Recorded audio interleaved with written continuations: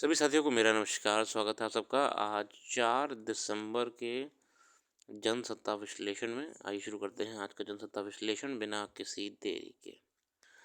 पहले पेज पे खबर है, इस मोबाइल से सबसे ज़्यादा अधिक सेंधमारी भारत में बढ़ती जा रही है। भारत में किसी भी अन्य देश की तुलना में मोबाइल फ़ोन मैलवेयर सेंधमारी हमसे हमले सबसे अधिक हो रहे हैं। अमेरिका और कनाडा भी इससे पीछे है। Zscaler threat labs 2024 mobile IoT and OT threat report, एक रिपोर्ट निकाली, उसमें पता लगा है कि भारत में मोबाइल में मैलवेयर और हैकिंग ये सब बढ़ता जा रहा है। अब मैलवेयर एक सॉफ्टवेयर है जिसका इस्तेमाल मोबाइल या कंप्यूटर पर किसी की पहचान चोरी करने या गोपनीय जानकारी में सेंध लगाने के लिए किया जाता है। रपट में बैंकों में मैलवेयर हमलों में 29% की वृद्धि और मोबाइल सॉफ्ट स्पाईवेयर हमलों में 111% की चौंका देने वाली बढ़ोतरी का खुलासा किया गया है। स्पाईवेयर मैलवेयर का ही एक प्रकार है। इससे किसी व्यक्ति की गुप्त तरीके से निजी जानकारी हासिल की जाती है।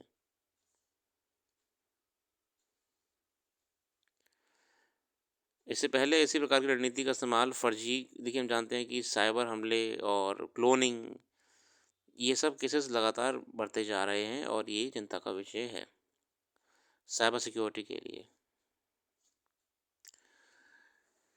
आज का संपादकीय शुरू करते हैं कल्पमेधा से। स्वाभिमानी पुरुष कभी किसी के आश्रय पर नहीं जीवित रहते हैं, वह सहारा अवश्य मांगते हैं पर अपमानित कभी नहीं होना चाहते हैं। यही उनकी विशेषता है। बहुत ही बहुत ही वाजिब बात कही टॉरी साहब ने। आज का प्रथम लेख है, घरेलू बाजार से बढ़ेगी आर्थिक मजबूती।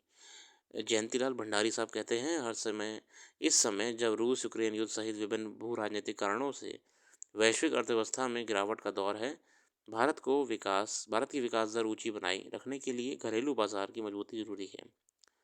डोमेस्टिक मार्केट को स्ट्रांग रखना जरूरी है हमारे लिए।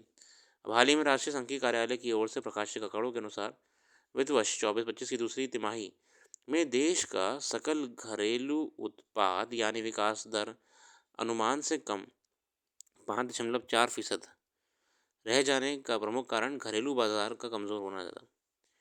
ये कमजोरी प्रमुख रूप से महंगाई, सरकारी व्यय की कमी, जीएसटी संबंधी उलझनें तथा अधिक लॉजिस्टिक लागत जैसे घटकों के कारण दिखाई दे रही है।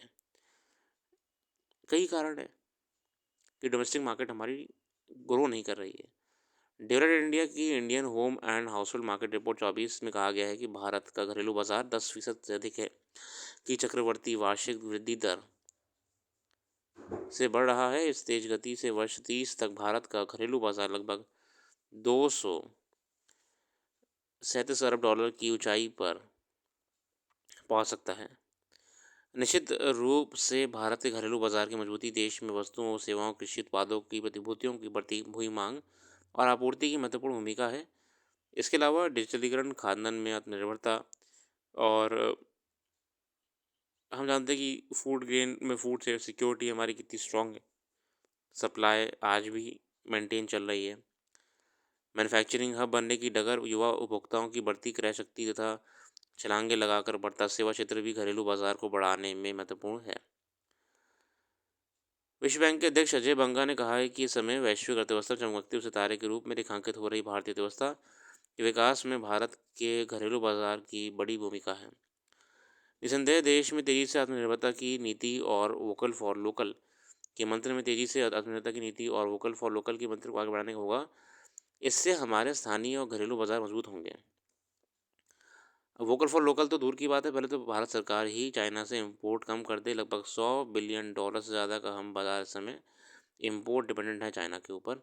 विशेषकर इंटरनेशनल सोलर अलायंस में सोलर का जितना भी सामान है वो हमें चाइना से लाना पड़ा है, जबकि इंटरनेशनल सोलर अलायंस के लीडर हम हैं।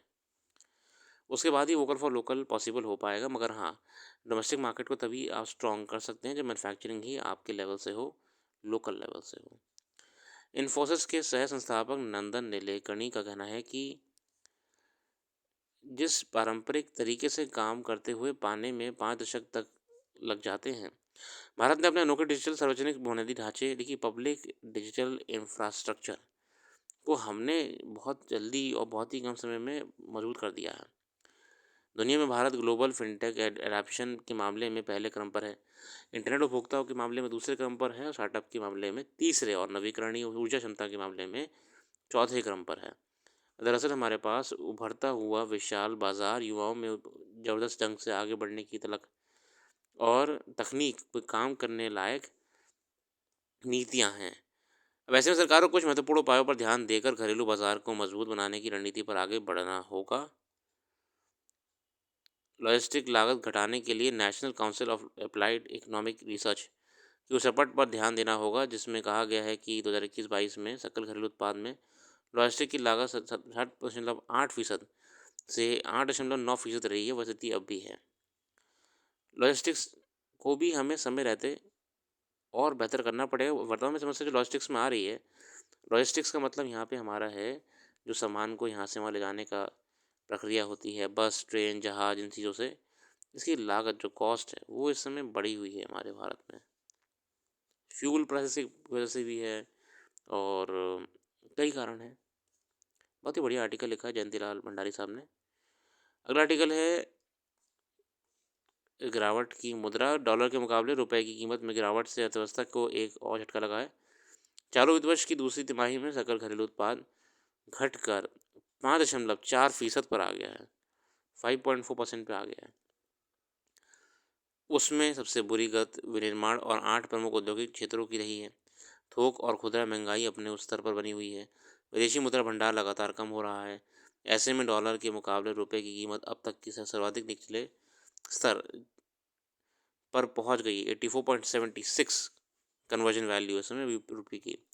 पहले लोग महंगाई की मार झेल रहे हैं, अब ये और बढ़ जाएगी, इसलिए कि कच्चे तेल से लेकर खाने के तेल, दवाओं के कच्चे के लिए कच्चा माल आदि बहुत कुछ बाहर से मंगाना पड़ता है, जिसका भुगतान डॉलर में करना पड़ता है। फिर विदेश यात्रा और विदेशों में पढ़ाई कर रहे छात्रों पर भी खर्च का बोझ बढ़ जाएगा। रुपये की कीमत गिरने की बड़ी वजह फिलहाल डॉलर के मजबूत होने और नवनिर्वाचित अमेरिकी राष्ट्रपति डोनाल्ड ट्रंप की ब्रिक्स देशों के डॉलर का उपयोग न करने पर 100% शुल्क लगाने की चेतावनी बताई जा रही है। डिप्लोमेटिक कारण भी हैं और मार्केट के कारण भी हैं, दोनों बातें हैं। आगे देखते हैं खेल जगत और आर्थिक जगत की कुछ विशेष खबर हो हमारे लिए, वरना फ़िलहाल हमने अपनी वेबसाइट पे रेगुलरली अपडेट कर देते हैं जो भी करंट अफेयर्स यहाँ पे डिस्कस नहीं कर पाते हैं।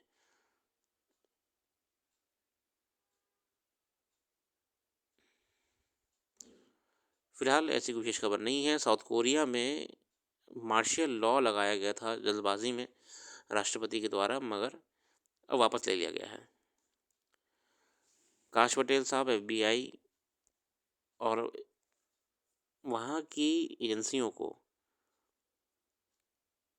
देखते हैं कैसे आगे बढ़ाएंगे।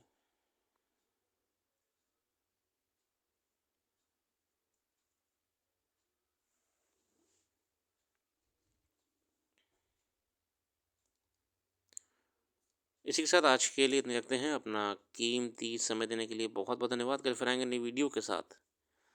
Thank you.